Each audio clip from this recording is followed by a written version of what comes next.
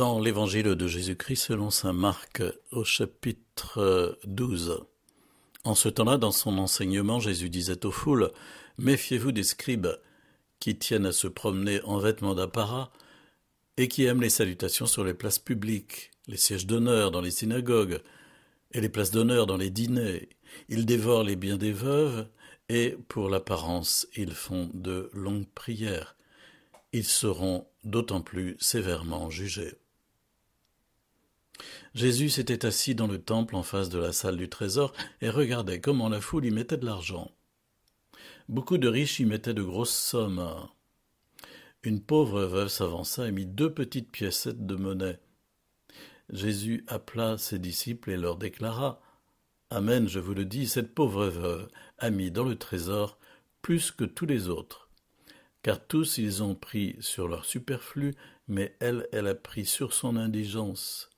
Elle a mis tout ce qu'elle possédait, tout ce qu'elle avait pour vivre. » Il y a ainsi des paroles de Jésus qui sont surprenantes parce que on peut les éprouver comme quelque peu critiques par rapport aux responsables religieux de son temps.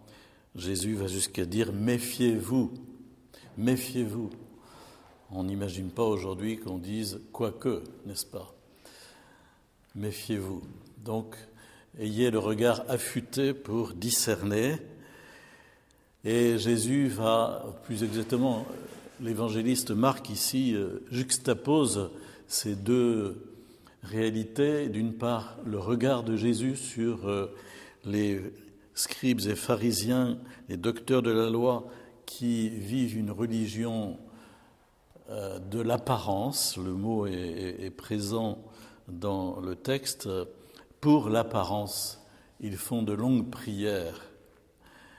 Et puis d'autre part, cet épisode qui nous montre aussi le regard de Jésus en profondeur sur cette veuve qui met 2 piécettes dans le trésor du temple.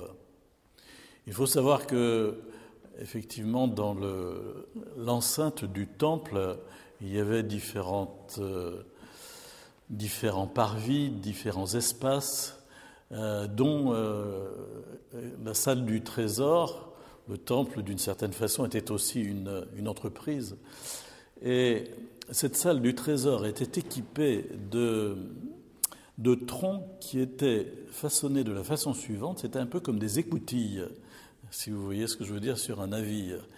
Et donc, quand on mettait de l'argent dans le trésor du temple, on se débrouillait pour le faire sonner dans les écoutilles, pour jeter les pièces dans ces récipients métalliques qui faisaient au passage un bruit proportionnel à l'offrande qu'on pouvait faire. Alors vous pouvez mieux imaginer la scène en vous représentant l'ambiance sonore que cela pouvait être pour les riches qui mettaient de leur superflu, dit Jésus. Car mettre plus que l'un, mettre plus que l'autre, ça c'est normal, chacun met en proportion de ce qu'il peut.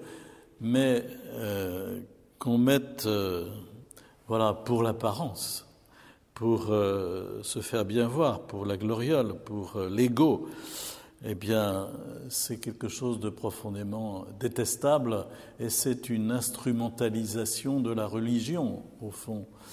Le pape François doit aimer, j'imagine, cet évangile aujourd'hui et en faire ses choux gras parce qu'il ne cesse de critiquer l'hypocrisie dans laquelle nous enfermons souvent.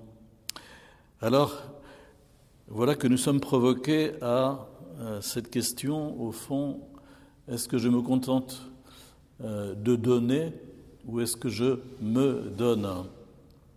Cette pauvre veuve, l'Évangile emploie un terme grec, elle a donné de sa vie en mettant le terme bios, qu'on connaît bien aujourd'hui avec l'environnement climatique, etc. Bios et non pas zoé, un autre mot pour dire la vie, qu'on connaît aussi à travers une marque automobile.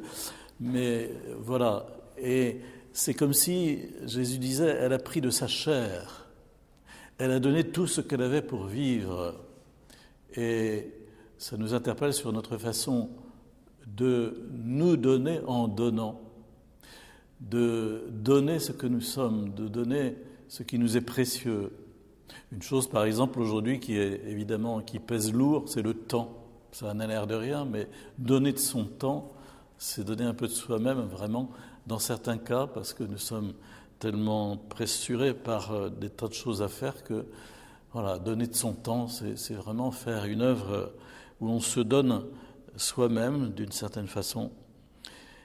Nous sommes ainsi appelés à agir en vérité par Jésus et à agir sous son regard. Si vous pouvez, essayer de relire au cours de la semaine cet évangile et puis de souligner à chaque fois le regard de Jésus qui, sur les pharisiens, voit tout ce qui est de l'extérieur, l'apparat, l'apparence, les salutations sur les places publiques, la façon de capter l'héritage. Et on peut se poser la question, oui, mais c'était des choses à cette époque-là. Mais vous savez, même dans l'Église, de façon très récente, à travers les communautés nouvelles, il y a eu quelquefois tout un système, j'allais dire, mafieux pour capter des héritages. C'était fort bien organisé. Et donc,